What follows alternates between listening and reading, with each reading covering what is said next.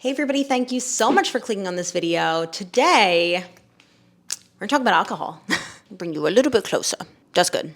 This is gonna be a little bit more casual, a little bit more personal. So if you have something to do, like put away your laundry or you're on a run or something, feel free to pop in the headphones. It's gonna be just very sit down chatty. So I'm sure you've seen it too, but I feel like the sober, curious movement has really taken off in the past year. And honestly, I'm very grateful for the fact that talking about alcohol consumption and even just talking about reevaluating your relationship with it and your habits has been a blessing, because even 2 or 3 years ago, I feel like it was taboo. Like if you even thought about reevaluating your relationship with alcohol, you had a problem. So I feel like the easiest thing to do is just kind of start at the beginning and we'll go from there. So I definitely grew up in a family where drinking was very normalized across the board. You have a hard day at work, you grab a beer, family events, there's lots of alcohol. And I feel like that's a lot of families across the country, maybe even across the whole world. And I would say the first time I really reevaluated my habits around alcohol was about 5 years ago. I actually made a whole video about it.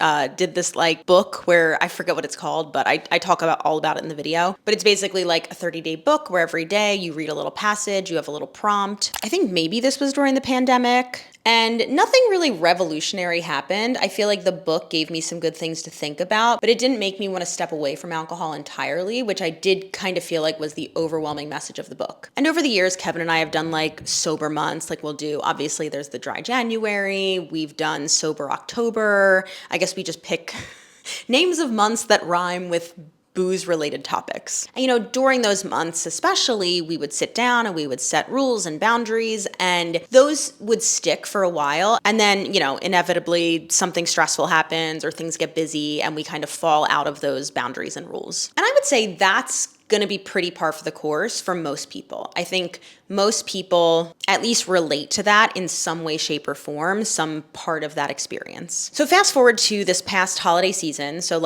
November, December 2024, it was definitely one of those times that was busier, it was more stressful, and so we kind of let our rules and boundaries get blurred a little bit, ingesting more alcohol than we typically would. And I'll just start speaking for myself at this point, not my husband, but I really started to feel the effects of it on my body. I was feeling bloated in my clothes, I was sluggish, I wasn't sleeping well, I was fatigued, and it just kind of trickled into my day-to-day and my overall motivation. So I've talked about this a handful of times in previous videos recently, but Kevin and I decided we're gonna try 100 days for the most part being alcohol-free. We've had a few exceptions in there. The Super Bowl, obviously, go Birds. When I passed my CSES exam, we had something else, and then we're gonna talk about the most recent one where Kevin had something to celebrate, so we went out to celebrate for that. And we're gonna reference that in a moment, because that's the most recent experience that I've had with alcohol. So if you watched my 2025 goals video, you'll know that I have a few more advanced fitness goals this year. I'm really trying to improve my aerobic capacity.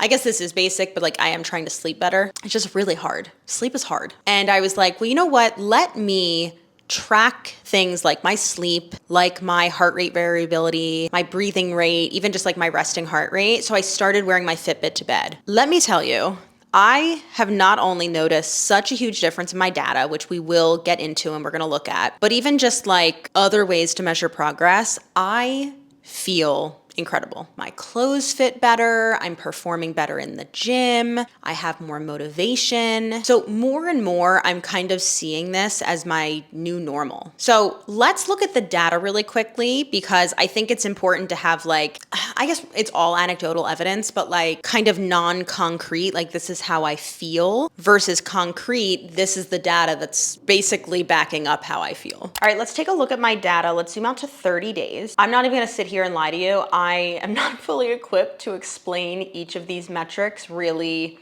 well, but you'll be able to see the points where they go out of my normal range. So this is my breathing rate. This is how many breaths you take per minute. I think normal is anywhere from 12 to 20. And you can see there's these 2 dates where I'm out of my normal, which means that it was higher, so I was breathing faster. So these are specifically 2 dates where I did have alcohol. This is the big one. HRV, your heart rate variability. Once again, I'm not super well versed to explain this at a basic level, so I'm not going to, but the higher this is, typically that is considered better. So you can see there's 2 days specifically where it just plummets. And once again, days that I had alcohol. Skin temperature, I think that's gonna kind of vary day to day. This, I actually just got a new Fitbit, so this is like newer data. And then my resting heart rate is interesting. I actually wanna zoom out and look at 90 days. I haven't been doing this for 90 whole days quite yet. I'm a little bit shy. But yeah, you can see I like was higher, then I went way down, then I went back up and I'm going down again. I'm curious, I'll leave that for another video, but I'm curious about that one. But I think the big thing that we can take away from here, let's go back to 30 days, is the HRV. Oh, and we can actually read really quickly too. So heart rate variability is the variation in time between heartbeats. So even if your heart rate is 60 beats per second, it doesn't mean that your heart beats once a second. It's gonna vary person to person, sleep, hormones, age, gender, circadian rhythm, and then lifestyle choices like caffeine, alcohol intake, exercise, and stress. I think a lot of this data just shows that there is a direct correlation between alcohol consumption, recovery, and sleep. So specifically, I want to give you guys one very recent example from when Kevin and I went out to celebrate his news that he got. We went out and we had 2 drinks at a bar. It was fairly early on in the night. And this was the first time I had had alcohol since the Super Bowl. So it had been nearly a month. And we went a little early because he had to leave for some shows for the rest of the night. My friend ended up at the bar. I actually didn't have another drink. I just sat with her and chatted. We sat there for a while. I got home late, stayed up for a little bit to decompress, went to bed, had to wake up a little bit early the next morning because I had to get some filming done. And I woke up and I was like, of course, like I kind of feel shitty. Let me, eat a little something, pop some ibuprofen, get some caffeine, and move on with the day. So I'm in the process of like filming this whole YouTube video at a space that I had rented, and I'm just progressively feeling worse and worse and worse. I'm like, is this a joke? So I end up filming everything I need to film, and I still had 45 minutes left in the rental, and I was like, I have to go home. Like, I feel like shit. There's no way I can film this like additional stuff that I was gonna use the extra time for. I just have to go home and lay down. So I feel terrible. I have like a headache. I'm nauseous. I get home, I lay down. Kevin brings me something to eat. He brings me some little medicine. And this was also the first day in New York that it was like 60 degrees. It was like a sprinkle of spring, beautiful outside.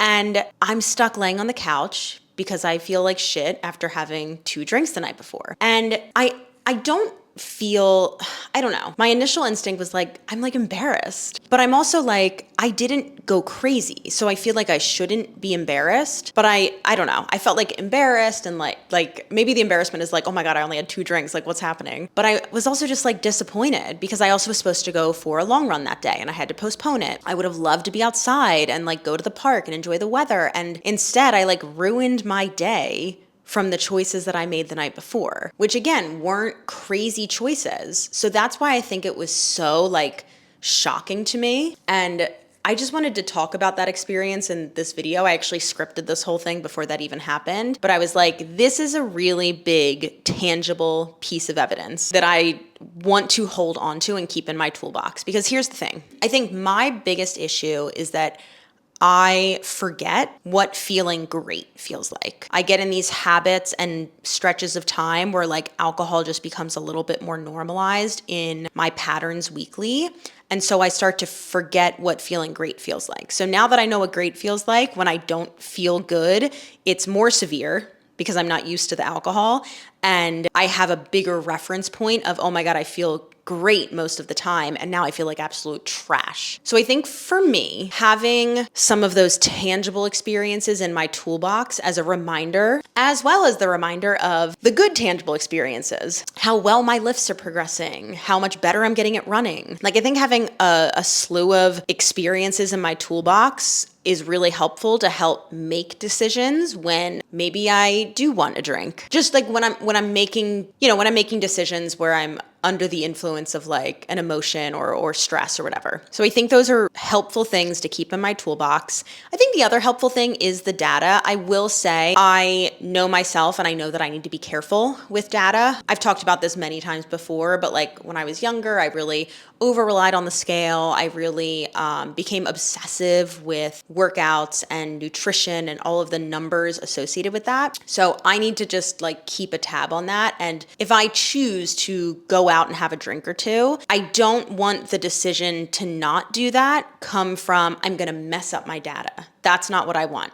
I want that decision that I make, whether it's, pro or against, I want it to come from, this is how this will make me feel, and this is how it will tangibly impact whatever I'm going to be doing the next day. I don't want to rely on perfect numbers. I want to rely on the outcome here and here. Does that make sense? So anyway, I just wanted to point that out. I wanted to clock that, make sure that I'm not diving into old habits in a new way. But I think having all of the info across the board, numerical and experience, is helpful. So all of that to be said, where do we go from here? Because like I said, Kevin and I decided to do 100 days-ish. Again, we've had some of those exceptions. So that's coming up. Currently, as I'm filming this, it's March 5th. You're seeing this a little bit later in March, if you're watching it as it's released. And my 100 days is cutting a little short because I'm going on a vacation with my sister the second week of April. And I honestly, the other day after this experience was like, am I gonna die on this vacation? Like, am I gonna be okay? I think it's just gonna give me a lot of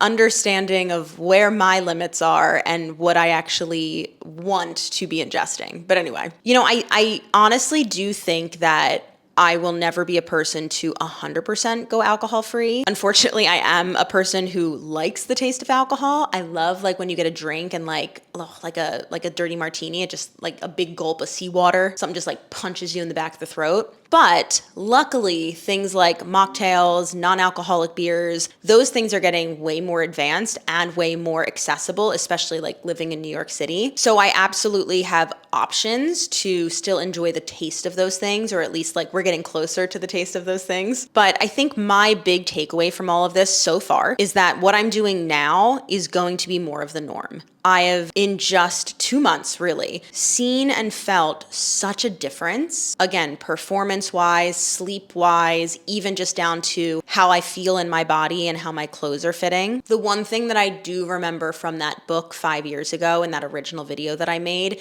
that I will continue to take away is that you don't know how bad you feel until you feel good. And I feel like I'm in that place right now. So that's pretty much the video. I would love to make kind of a follow-up with different habits and different things that I've implemented to just help like break the habit. I know for a lot of people, myself included, there's just kind of this ritual of like, oh, I got done with the work day or the work week, I'm gonna reward myself with a drink. Oh, I'm going out with friends. Like, how do I enjoy myself without actually having a drink? How do I find that same relaxation feeling, right? So I have some things that I would love to share. Let me know if you would like that style of video, and I can plan that out in the future as I kind of continue on this journey.